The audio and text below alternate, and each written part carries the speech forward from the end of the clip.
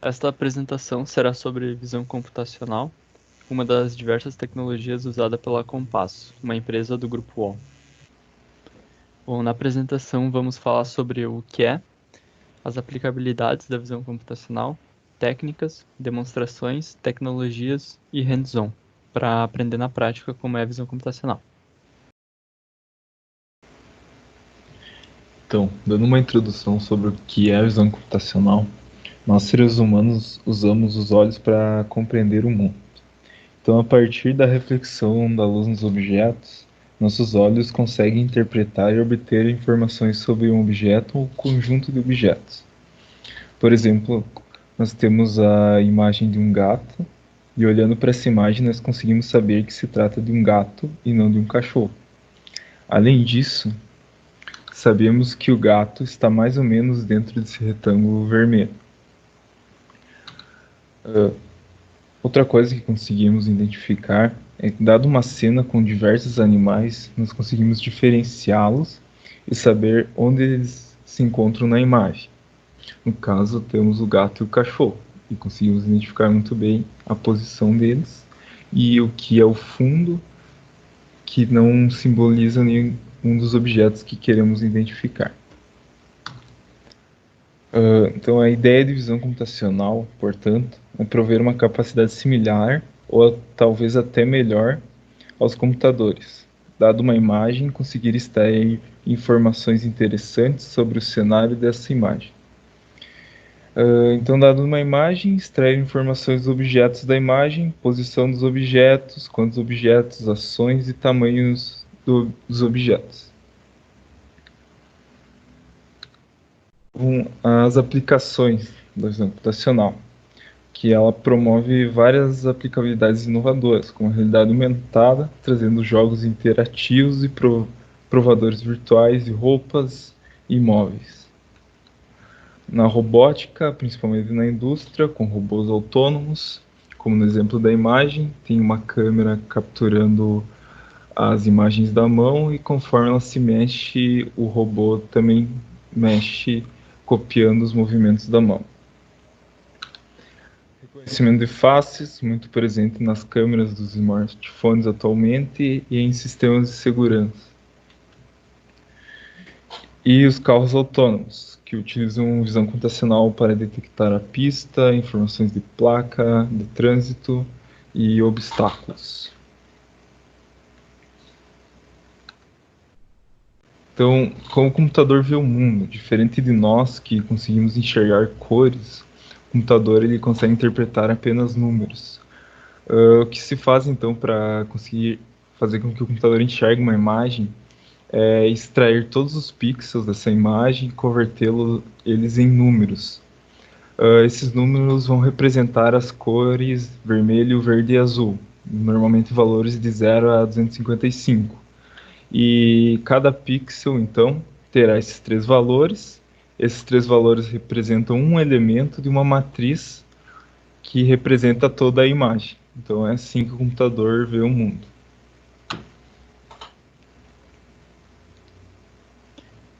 A base da visão computacional, ela se resume basicamente em dois ramos da inteligência artificial: o machine learning e o deep learning. O machine learning, por muitos anos, ele teve a sua principal aplicação no campo de visão computacional, apesar de ainda requerer muito trabalho manual para conseguir completar uma tarefa. Por exemplo, imaginemos que um carro autônomo tem a necessidade de identificar a sinalização ao seu redor.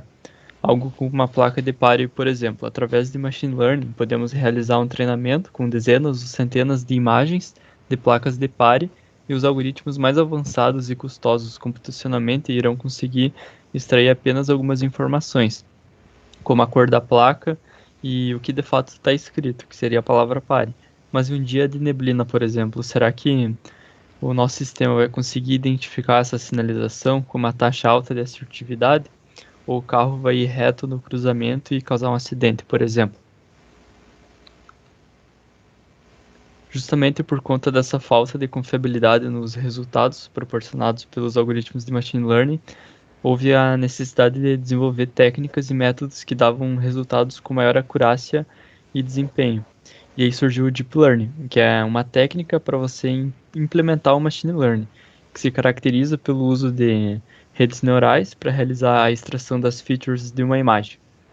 Pegando o nosso exemplo ali do carro autônomo, que precisa identificar uma placa de pare na sinalização.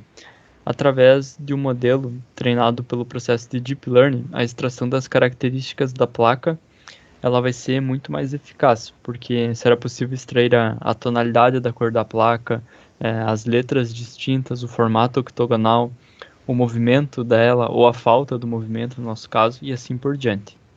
A Deep Learning também, como eu falei, se caracteriza pelo uso de redes neurais. Atualmente ela é a base da inteligência artificial e é muito utilizada em reconhecimento de fala em voice commerce, chatbots, em sistemas de recomendação como YouTube, Netflix, e também no processamento de linguagem natural, que é a identificação e reconhecimento da linguagem humana. As redes neurais, elas executam alguns processos para extrair as features das imagens, né, as características, que geralmente é o processo de segmentação semântica. Nesse processo é realizada uma classificação de cada pixel da imagem. As redes neurais geralmente vão possuir dois estágios, sendo que no primeiro estágio eles vão digitalizar uma imagem e gerar propostas, que essas propostas são áreas que provavelmente vão conter um objeto. E no segundo estágio, essas propostas, essas áreas que provavelmente contêm um objeto, elas são classificadas e são geradas caixas e máscaras delimitadoras. E após feito esse processo de classificação, é gerado um arquivo de pesos, que contém os objetos treinados. Por exemplo, você pode treinar um arquivo que vai ser usado para detecção de pedestres e assim por diante. Então, detecção de faces com Viola Jones. O que é detectar uma face? É dado uma foto, reconhecer se existe um rosto humano ali ou não e indicar certinho onde está aquele rosto. Diversos aparelhos eletrônicos já disponibilizam essa funcionalidade. A webcam do Windows faz isso, câmeras de celulares também e até câmeras de vigilância. Então eu vou explicar a forma mais clássica de fazer isso, que é usando o método Viola Jones. Nós sabemos que os rostos humanos compartilham características em comum. Então, temos dois olhos, um nariz, uma boca e assim por diante. Então, assim, os seres humanos compartilham propriedades similares e na matemática existe uma descrição que casa perfeitamente com essas relações da nossa face, que são as features de Haar. Se você observar em geral, a região dos olhos é mais escura do que a região superior das bochechas. Isso você percebe melhor em uma imagem em escala de cinza. Além disso, a parte superior do nariz é muito mais clara do que a região dos olhos. E se a gente continuar analisando isso, vamos chegar em diversos padrões como esse. E usando as features de Haar, podemos criar uma máscara sobre esses padrões. Então, o retângulo branco cobre exatamente a parte clara e o retângulo preto a parte escura. Então, se somar os pixels que compõem o retângulo branco e subtrair da soma dos pixels do retângulo preto, iremos chegar a um valor. Esse valor costuma ser sempre o mesmo quando a feature de Haar está em cima da ponte do nariz, ou da bochecha, ou dos olhos. E quando você chega nesses valores, é um forte indício que você está sobre uma face. Depois vamos pegar outra máscara e aplicar sobre o sujeito, até que tenhamos um número considerável de features que retornem verdadeiro. E como são definidas quais features vamos usar? Pois podem ser inúmeras possibilidades, e isso custaria muito processamento aplicar todas. As features que serão usadas são geradas por um algoritmo chamado AdaBoost. O que ele faz é pegar, por exemplo, 1000 fotos de rosto e mais 1000 fotos de qualquer coisa que não seja um rosto e verificar quais features são mais características e que apresentam um valor mais confiável. Após isso, ele irá salvar essas informações em um arquivo modelo que será usado para fazer a detecção. Mas aplicar as features de Haar, quando você sabe que o rosto está ali, fica fácil. Mas para o computador que não enxerga é difícil. O que é feito é criar uma janelinha que geralmente contém 24 por 24 pixels. Essa janelinha vai varrer toda a imagem aplicando a feature de RAR até que se tenha um valor positivo de todas. Então, a janelinha ela vai percorrer no eixo X, indo para a esquerda. Quando ela chegar no fim da imagem, ela vai descer no eixo Y e vai voltar a percorrer no eixo X para a esquerda e assim por diante. E além de ela se deslocar para os lados, ela vai ter que escalonar, vai ter que diminuir o tamanho dessa janelinha, porque conforme o rosto se afasta, se aproxima da câmera na foto, ele fica maior ou menor. Então podemos ter rostos pequenos que não serão capturados se a gente não aplicar escalonamento. Então basicamente é assim que funciona o Viola Jones. Essa janela vai percorrer toda a imagem, aplicando todas as features definidas pelo arquivo pré-treinado. E se todas retornarem verdadeiro, nós saberemos que ali tem um rosto ou não. Então agora vamos apresentar o hands-on. Um exemplo então de reconhecimento facial e um de detecção de objetos personalizados. Então, para o nosso exemplo prático, nós vamos fazer uma detecção de face usando o Viola Jones. Vamos usar a linguagem Python e o módulo OpenCV, que disponibiliza vários métodos para fazer tanto a detecção como processamento de imagem, desenhar o retângulo do rosto na imagem e tudo mais. Vamos começar criando um arquivo com a extensão Python, chamado de detector.py. A primeira coisa que nós vamos importar então é o OpenCV, chama CV2, e o NumPy.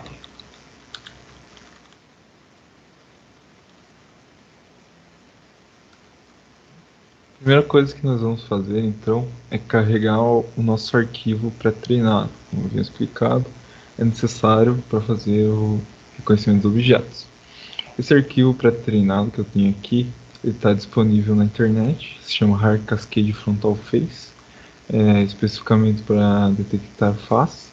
Mas se você pesquisar, você pode achar inúmeros arquivos desses para detectar diversos tipos de objetos. Também, se você pesquisar mais, você vai saber como treinar esses modelos para poder detectar tudo que você quiser. Eu vou começar então criando uma variável chamada FaceCascade, chamando um método do OpenCV, que é o Cascade Classifier. Ele recebe como parâmetro o path do arquivo para treinar. No caso, está na mesma página, só vou passar o nome. Então é RAR Cascade. Frontal Face.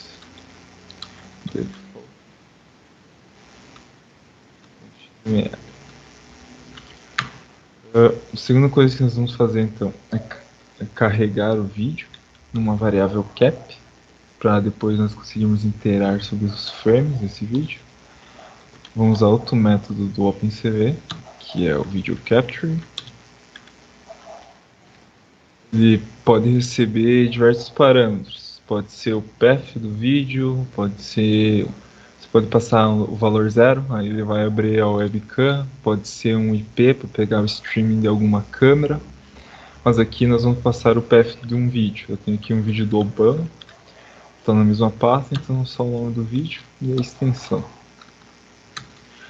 Após disso, então, nós vamos criar um laço para poder interar sobre os frames do vídeo. Criar um while true. E a variável cap, cada interação ela vai retornar um array de dois valores. O primeiro valor vai ser um booleano que diz se o frame existe ou não. Então vou botar que o frame existe. E o segundo é a matriz do frame em si, chamado de frame. Ela vem da variável cap.read. Agora nós precisamos definir uma condição de parada para quando o vídeo terminar, que não houver mais frames, ele encerrar a captura. Então nós vamos verificar se o frame não existe. acontecer, ele vai sair do laço. Então, como eu falei antes, para poder analisar melhor as features de RAR, é necessário que a imagem esteja em escala de cinza. Então, eu vou converter ela.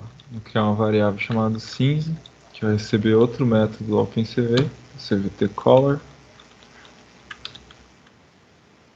O método recebe dois parâmetros, que é o frame, e o segundo seria a matriz a qual ela será multiplicada para converter para cinza. Não é o caso agora, mas a gente vai usar uma do OpenCV, que é a Color BGR2 Gray. E agora que temos a imagem escala de cinza, nós podemos aplicar o algoritmo Viola-Jones. Então ele vai vir do Face Cascade, ponto detect multiscale, que vai fazer aquela detecção de múltiplas escalas, aplicando os features de RAR, como eu havia explicado. Ele recebe três parâmetros. O primeiro é a imagem, escala de cinza. O segundo vai ser o fator de escala. É quanto essa imagem vai se diminuindo durante o processo de varredura da imagem. A documentação do OpenCV sugere 1.3 e funciona muito bem, mas é sempre legal ficar brincando com esses valores, que isso vai retornar resultados diferentes. O terceiro parâmetro é quantos vizinhos aquele rosto retém. Por exemplo, quando a janela vai chegando próximo ao rosto, ela vai identificar inúmeros rostos naquela região, pois as features de RAR vão dar verdadeiro naquela região do rosto para vários casos. E agora, então, a gente passa um parâmetro que vai dizer que ela pode ter no máximo 5 vizinhos de rosto. Então, eu vou passar 5, que também é um valor que funciona muito bem normalmente. O retorno disso eu vou salvar numa variável chamada face, que vai retornar um array de pontos da face, que vai ser o valor de xy, largura e altura. Agora, para desenhar esse rosto na imagem, nós vamos ter que iterar sobre esses pontos. Então, vou criar um laço for. Eu vou pegar as variáveis x, y, w e h, seriam largura e altura, isso vindo da variável face. Para desenhar o retângulo, nós vamos utilizar outro método do OpenCV. Então, o frame ele vai receber o cv2.rectangle. O rectangle recebe diversos parâmetros. O primeiro é a imagem, que a gente quer desenhar o retângulo, eu vou usar o frame. O segundo é o ponto 1, que seria o ponto superior esquerdo, que vai ser o x e o y. O terceiro é o ponto inferior direito, que vai ser então a soma do x mais a largura e o y mais a altura. O quarto parâmetro vai ser a cor desse retângulo, que aqui a gente trabalha com BGR, Blue, Green, Red, que vão de valores de 0 a 255. Eu vou querer desenhar então um retângulo vermelho, então usar 0, 0 e 255. E o último parâmetro é a espessura da borda. Eu vou utilizar 3, isso é medido em pixels.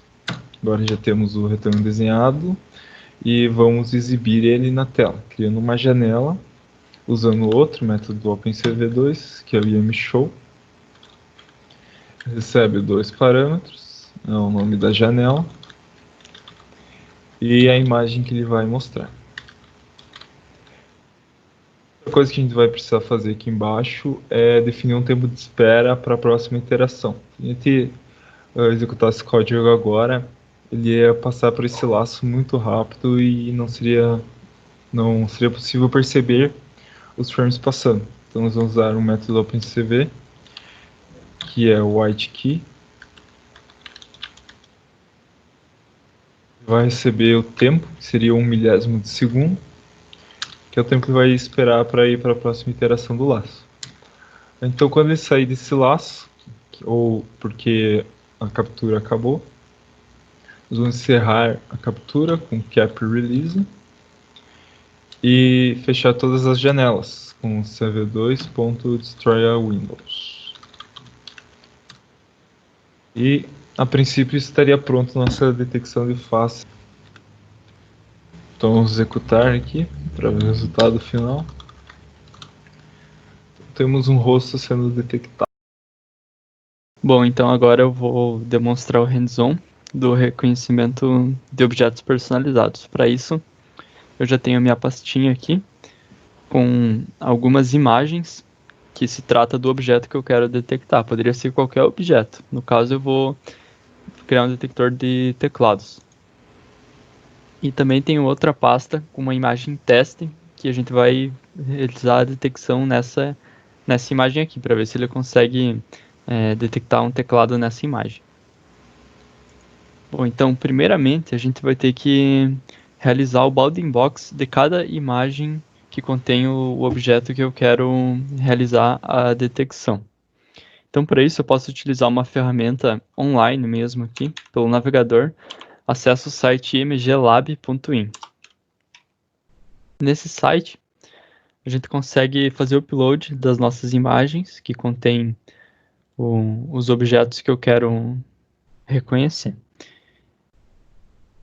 Então eu vou fazer o upload das minhas imagens. São apenas 5 imagens. Não são necessárias muitas imagens para se ter uma precisão boa. E aqui em cada imagem eu vou ter que, através de um polígono aqui, seleciono no canto esquerdo, eu posso realizar o bounding box, a seleção da onde se encontra o objeto na cena. Então eu vou fazer isso para cada imagem.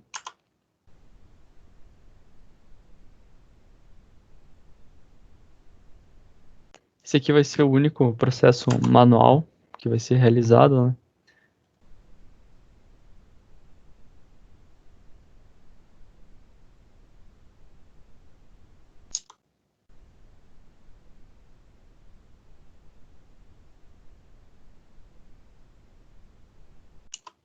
Então vamos para a última imagem.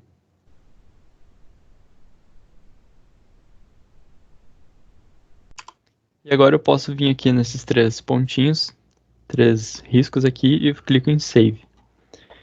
Podem ver que tem vários formatos. O que interessa para nós é o delib.xml. Você clicando aqui, ele já vai fazer o download após que você colocar o nome que você quiser aqui. Eu vou deixar keyboard. O importante é manter a extensão .xml. E aí você clica em Save, ele vai fazer o download para você. Então agora eu volto aqui na nossa pastinha. Eu já tenho aqui dentro da pasta Resources o nosso arquivo XML. Eu vou abrir essa pastinha aqui no editor.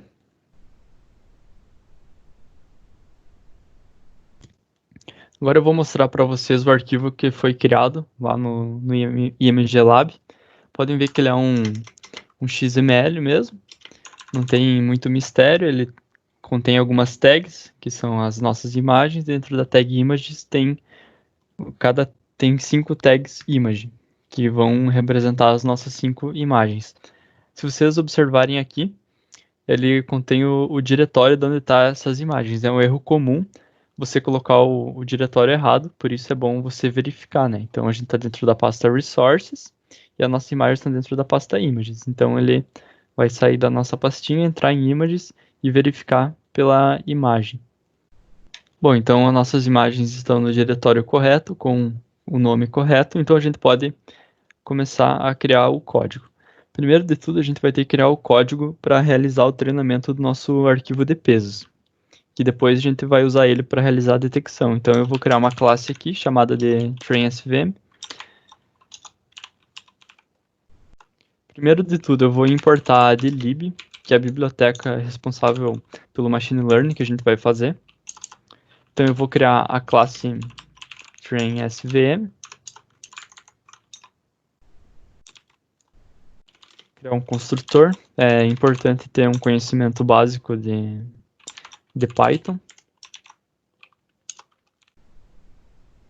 Vou criar um método que vai, de fato, treinar nosso arquivo de pesos.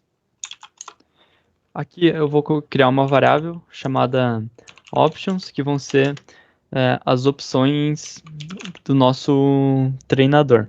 Para isso eu vou ter que invocar o método o delib.simple object detector training options. Então essa nossa variável ela representa esse método aqui. Agora eu posso configurar algumas opções.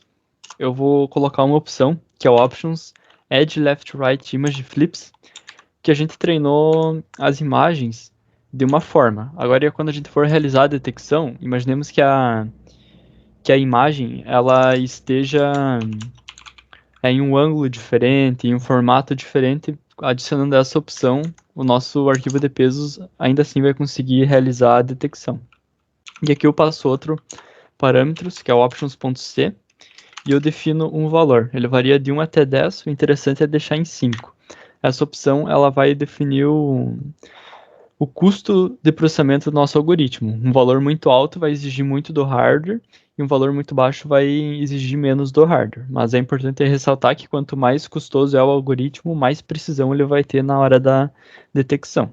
Bom, então agora depois de definir o nosso custo do nosso algoritmo, eu passo o último método que vai de fato realizar o treinamento do nosso arquivo de pesos. Então é o método train simple object detector. Eu passo o arquivo XML que a gente criou anteriormente. Ele está lá dentro da pastinha resources com o nome keyboard.xml.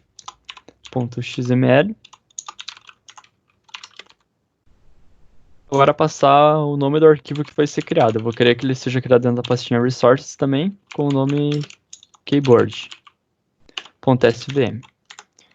E o terceiro e último parâmetro são as opções que a gente criou. Bom, então agora eu vou colocar um código aqui que vai definir quando esse arquivo for executado.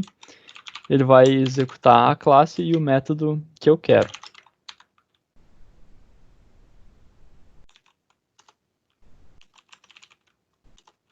Então, o nome da classe e o nome do método. Então, agora, quando eu executar esse arquivo, ele vai gerar o nosso modelo, arquivo de pesos.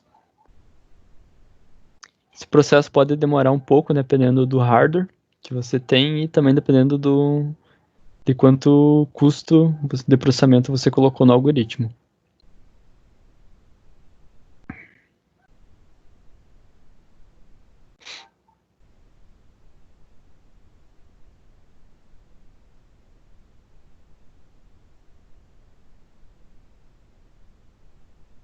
Bom, então o nosso arquivo SVM foi criado aqui dentro da nossa pasta, a gente definiu. Então agora é só carregar ele e realizar a detecção. Esse processo se assemelha bastante com o que o colega demonstrou anteriormente na detecção de faces. Então eu vou criar um arquivo aqui, também utilizando o OpenCV. Então eu vou chamar de detector. Vou importar a delib para carregar o nosso modelo. Também o OpenCV, que é chamado de CV2. E agora, primeiro de tudo, vou ter que carregar o nosso modelo que a gente criou. Então eu vou chamar de keyboard detector. E através do método simple object detector, eu consigo fazer o load desse nosso modelo. Então eu vou passar o diretório de onde ele está.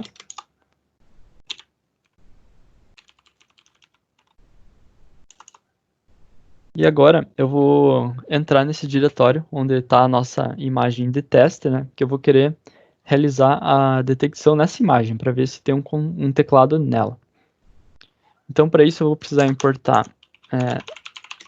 a lib glob e também a lib os, para percorrer o diretório. Então, eu vou realizar um for aqui para cada imagem que está no diretório.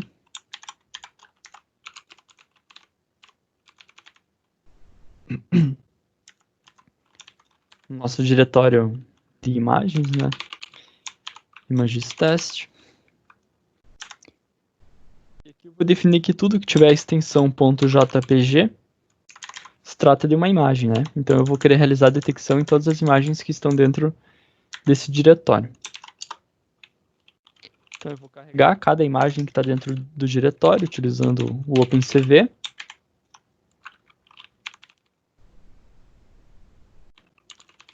E agora, de fato, eu vou verificar se algum objeto foi detectado. Então eu vou criar a variável aqui, detected objects,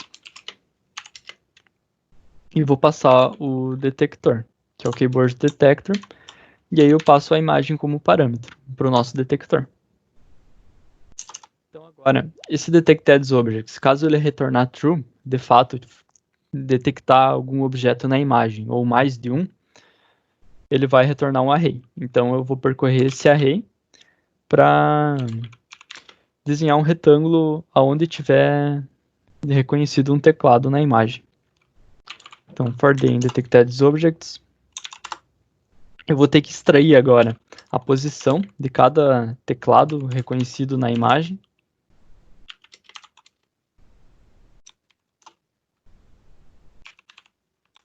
Essas posições nada mais se tratam do que o left, o top, o right e o bottom, que é o bounding box da onde foi reconhecido o nosso teclado, né? A posição em pixels na tela.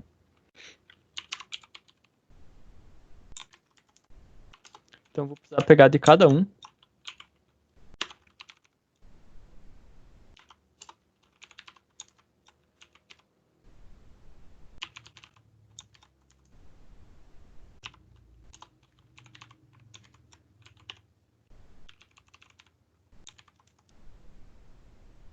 E agora, por fim, já que eu tenho as coordenadas de onde está o nosso objeto na imagem, eu vou desenhar um retângulo no nosso teclado reconhecido. Esse método retângulo leva a imagem e a posição, né, de onde está o objeto.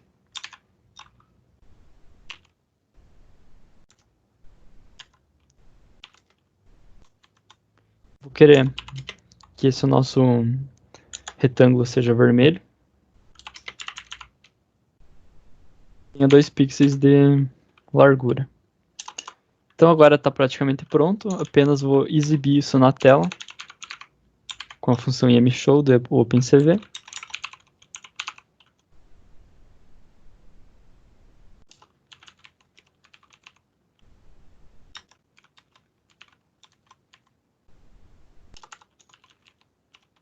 E agora eu vou fechar todas as janelas quando o usuário quiser sair. Bom, então o que vai acontecer agora quando a gente executar esse código? Ele vai entrar nesse diretório, verificar se nessa imagem contém um teclado ou não. E se tiver, ele vai desenhar um retângulo no teclado. Então, se a gente executar aqui, é exibido na tela o retângulo onde está o teclado. Então, com isso, eu consegui demonstrar para vocês como funciona o processo de machine learning aplicado à visão computacional.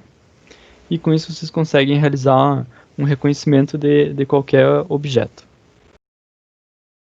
Bom, então isso foi um overview sobre como as máquinas enxergam. Aprendemos sobre o que é visão computacional, suas aplicabilidades, técnicas de implementação, detecção de faces e de objetos personalizados.